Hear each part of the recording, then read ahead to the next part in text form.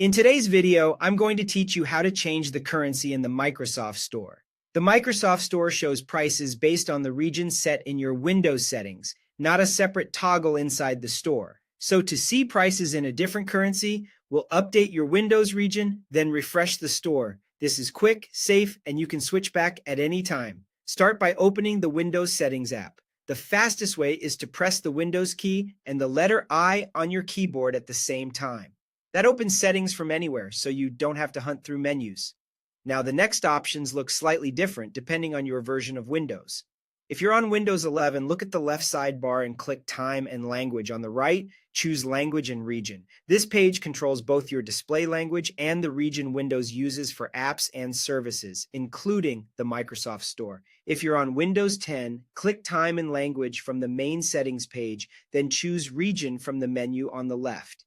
You're in the right place when you can see options related to your country or region.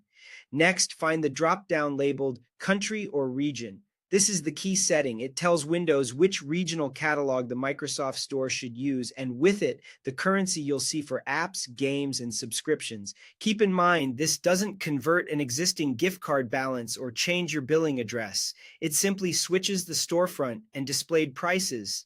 From that country or region drop-down, select the country that uses the currency you want. For example, choose United States for US dollars, Germany for euros, or the United Kingdom for British pounds. Pick the country that matches both your preferred currency and, ideally, a payment method you can actually use. Some content and payment options vary by region, so choosing a country you can realistically shop in will make checkout smoother.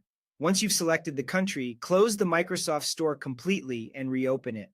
Make sure it's fully closed, not just minimized. You can click the X on the store window, wait a moment, then open the Microsoft Store again from your Start menu.